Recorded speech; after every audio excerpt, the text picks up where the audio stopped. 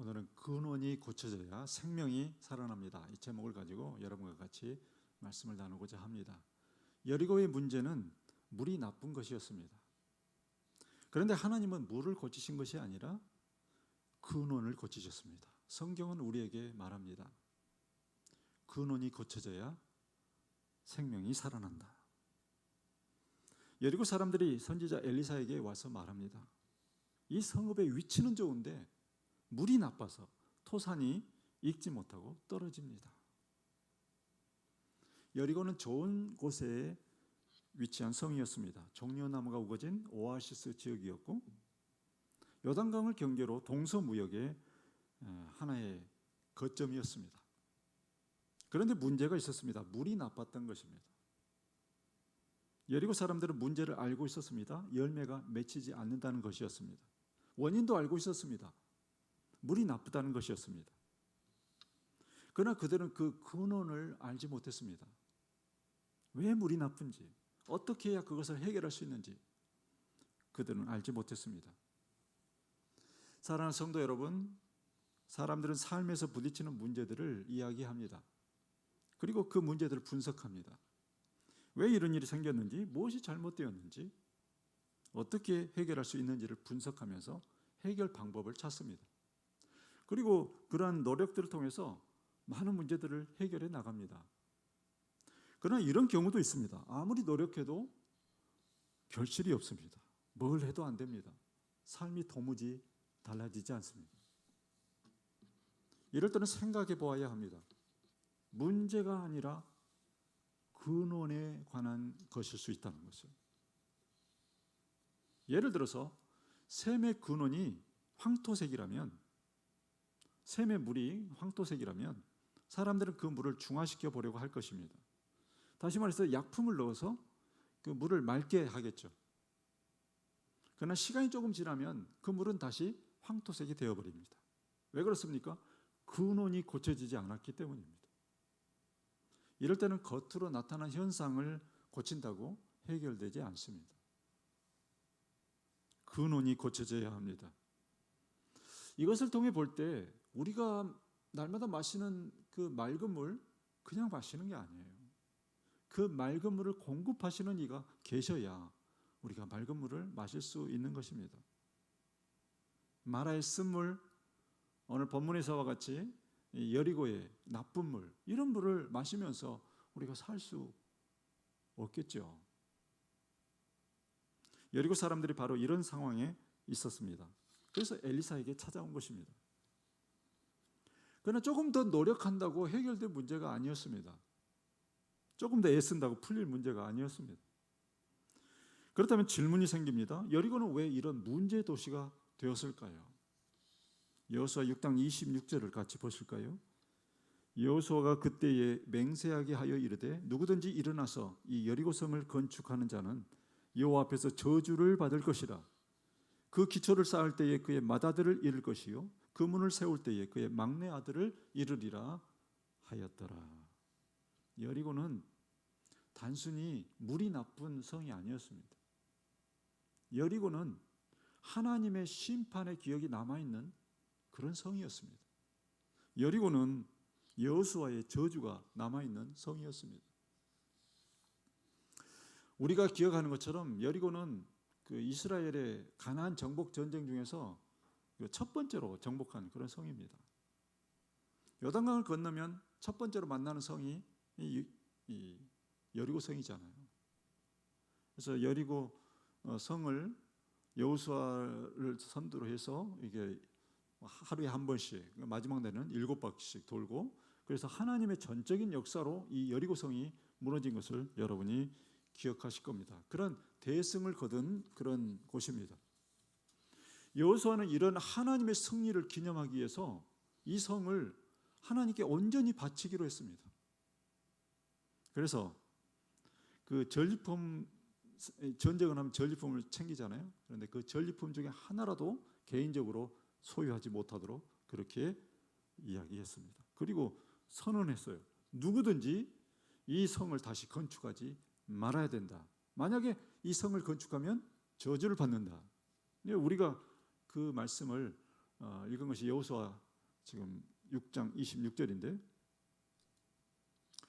그럼에도 불구하고 그 경고를 무시한 사람이 있었습니다. 열왕기상 16장 34절입니다. 그 시대에 베델 사람 히엘이 여리고를 건축하였는데 그가 그 터를 쌓을 때에 맏아들 아비람을 잃었고 그 성문을 세울 때에 막내 아들 수굽을 잃었으니 여호와께서 눈의 아들 여호수아를 통하여 하신 말씀과 같이 되었더라. 똑같이 된 겁니다. 하나님 앞에서 여호수아가 선언한 것이 어떻게 성취되었는가를 보여주기 위해서 거기에 저주받은 사람 이름까지 하나하나 다 기록해놨어요. 맏아들을 잃을 것이요, 맏아들 누구? 막내 아들. 이런 배경하에서 우리가 여리고를 볼 때 여리고는 뭘 해서도 안 돼요. 그리고 뭘 해도 되는 게 없는 그런 성이었습니다. 그런 곳에서 엘리사가 그 물의 근원에 소금을 던지자 어떻게 됐어요? 물이 고쳐졌습니다. 할렐루야. 그동안에 도저히 해결할 수 없던 그 문제가 해결된 것입니다. 너무나 간단하네요. 그렇습니다. 인간에게는 너무 어려운 문제가 하나님께는 너무 간단할 수 있어요. 여러분이 꼭 기억하시기를 바랍니다. 그러나 본문이 말하고자 하는 것은 그런 어떤 정말 여호수아가 엄청난 그 능력을 발휘했다, 그런 것도 아니고요. 또 다른 어떤 기적 사건이 일어났다, 그것을 보여주기 위한 것도 아닙니다.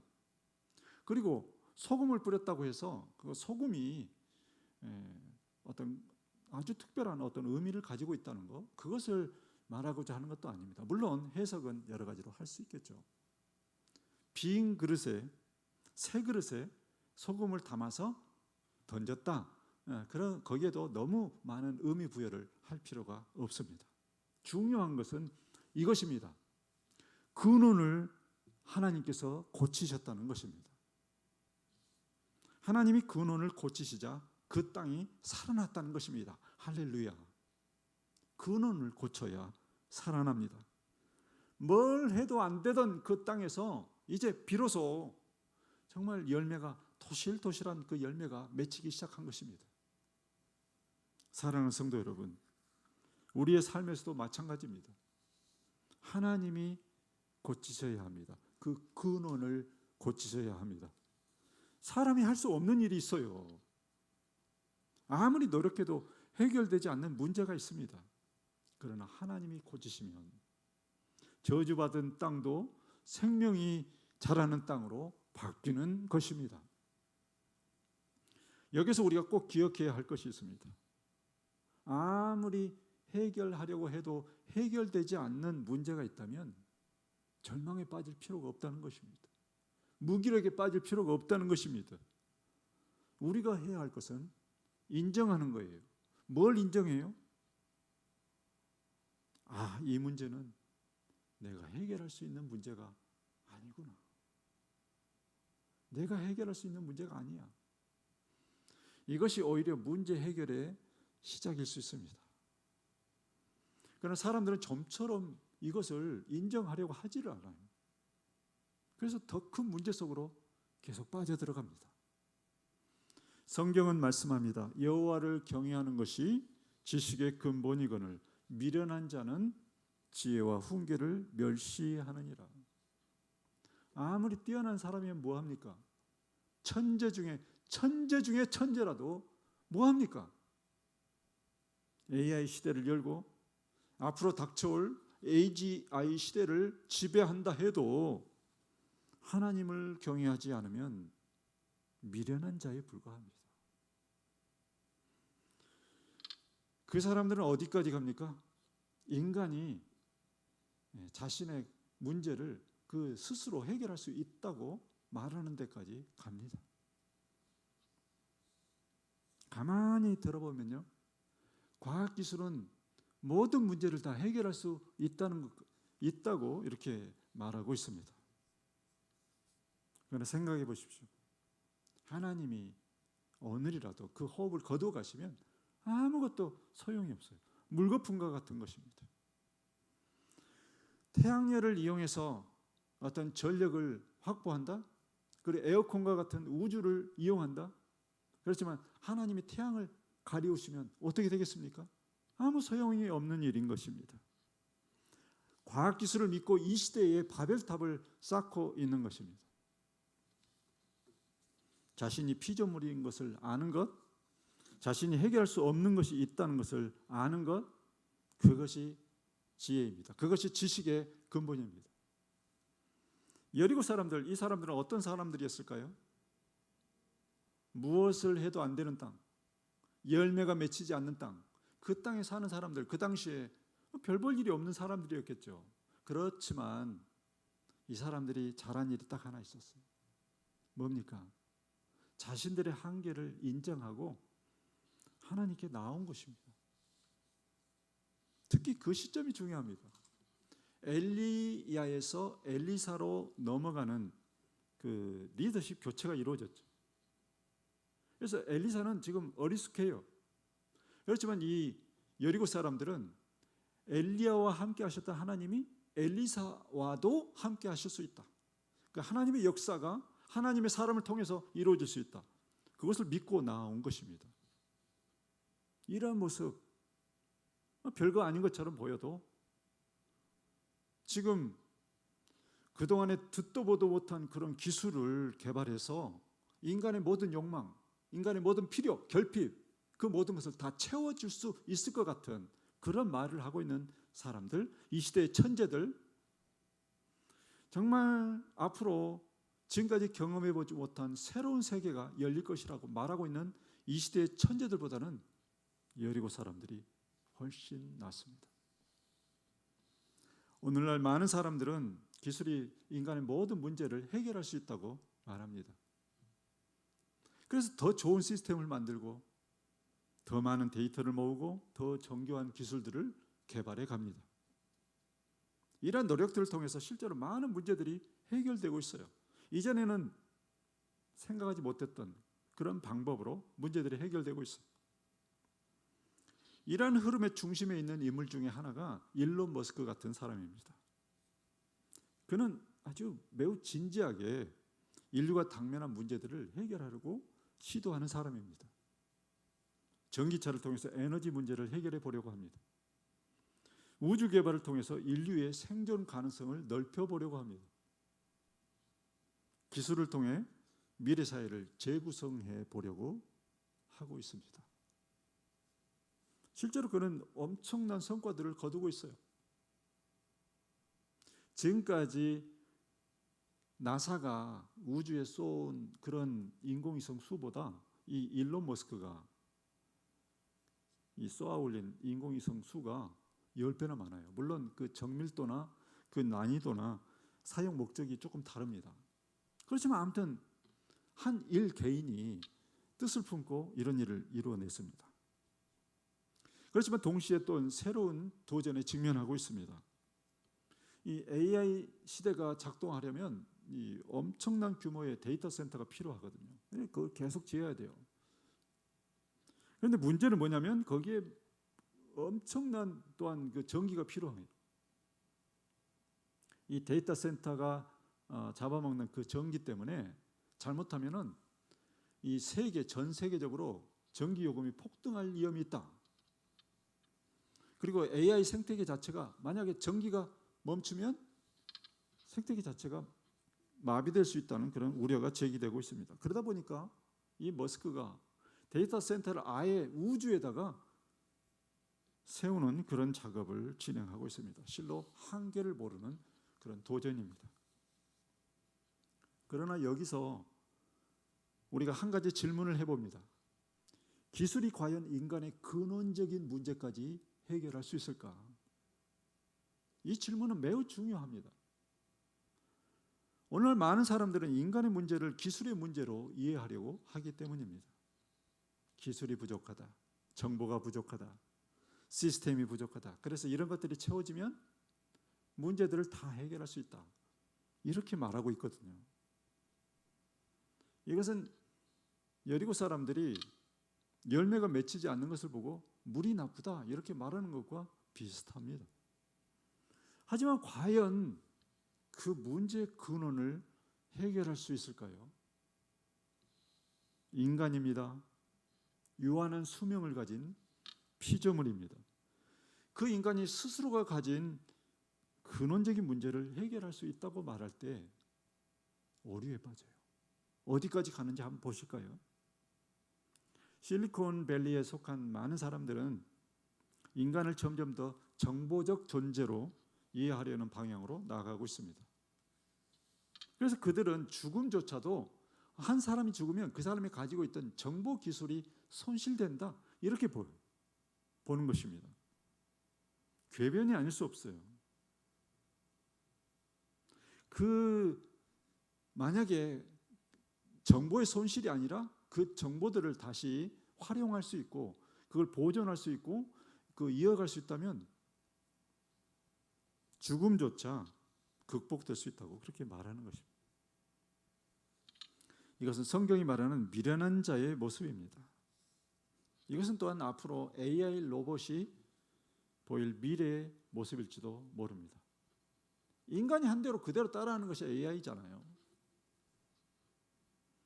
그러한 피조물의 반란을 막을 대책이 마련됐는지 저는 또한 묻고 싶습니다. 성경은 인간을 그렇게 설명하고 있지 않습니다. 성경은 하나님이 자신의 형상대로 인간을 만드셨다고 말합니다. 그 성경이 말하는 죽음은 단순한 정보의 손실이 아닙니다. 소멸이 아니에요. 하나님과의 관계가 중단되는 것입니다. 단절되는 것입니다. 예수님의 보혈로 새 생명을 얻은 사람, 그 사람은 하나님과의 관계가 회복되고 육체의 때가 다 하면은 그 영혼이 하나님께로 올라가는 거예요. 새 생명을 얻지 못한 사람은 하나님과의 관계가 단절된 상태로 이제 영원한 멸망을 맞이하게 되는 것입니다. 성경은 인간의 근원적인 문제를 정보의 부족이나 기술의 부족이나 시스템의 부족이 아니라 뭐로 봅니까? 죄로 봅니다. 가장 근원적인 인간의 문제, 죄입니다. 죄로 인해서 하나님을 떠나면서부터 인간에게는 고난, 질병, 저주, 정신적인 질환, 죽음이 찾아왔습니다. 따라서 인간이 제 아무리 지금보다 뛰어난 기술을 개발한다 해도 인간이 가진 공허감, 결핍, 그리고 궁극적인 멸망을 피할 수가 없습니다. 오직 예수 그리스도의 보혈의 피만이 그 죄의 문제를 해결할 수 있는 것입니다. 인간이 공중에 데이터 센터를 세우고 달에 가고 화성에 가고 아니면은 또 다른 어떤 행성에 가서 산다 해도 그 속에 사는 인간이 여전히 죄인이라면 그건 역시 제2의 여리고가 될 뿐입니다. 장소나 기술의 문제가 아니라 존재의 문제이기 때문입니다. 기술은 환경을 바꿀 수 있지만 존재를 새롭게 할 수는 없습니다. 인간은 죄인이라는 것, 유한한 생명을 가졌다는 것, 그 자체로는 절망적인 존재에 불과하다는 것, 이것을 바꿀 수가 없는 것입니다. 인간의 문제는 기술의 문제가 아니라 구원의 문제인 것입니다. 십자가는 단순히 종교적 위로가 아닙니다. 인간의 가장 근원적인 문제인 죄의 문제를 해결하는 하나님이 해결하신 그러한 사건인 것입니다. 우리는 죽음을 제외하고 이것저것을 해결할 수 있습니다. 그러나 자기 자신을 구원할 수는 없습니다. 여리고의 물의 근원이 고쳐지자 그 땅이 살아난 것처럼 인간의 근원이 고쳐져야 삶이 살아납니다. 근원이 고쳐진다면 지금보다 세상이 조금 늦게 가는 것도 아무 문제가 없어요. 지금은 인간이 가진 근원적인 문제를 해결해 보려고 사람들이 엄청난 노력을 하고 있잖아요. 그래서 너무 빨리 가고 있어요. 최근 들어서 더 그렇습니다. 이 자동차가 과속하면 어떻게 됩니까? 사고가 나죠. 지금의 우리는 너무 위험한 질주를 하고 있습니다. 사랑하는 성도 여러분, 다시 말씀드리지만 우리에게는 스스로 해결할 수 없는 문제가 있다는 것을 인정해야 합니다. 과학과 기술의 오만은 그것을 인정하지 않으려고 한다는 것입니다. 그것을 인정하는 사람은 하나님께 나아가게 됩니다. 그 자리는 문제의 근원을 고치실 수 있는 하나님을 만나는 자리입니다. 우리가 인생에 해결되지 않는 문제를 들고 나아갈 때 하나님은 먼저 우리의 근원적인 문제를 다루실 것입니다. 그것이 바로 죄의 문제입니다. 꼭 어떤 흉악한 죄를 지어서가 아닙니다. 그것이 문제의 근원이기 때문입니다. 죄에 대한 진실한 고백이 어렵고 그 과정을 통해 죄가 드러나기가 어렵지, 드러나면 그것을 처리하는 것은 쉽습니다.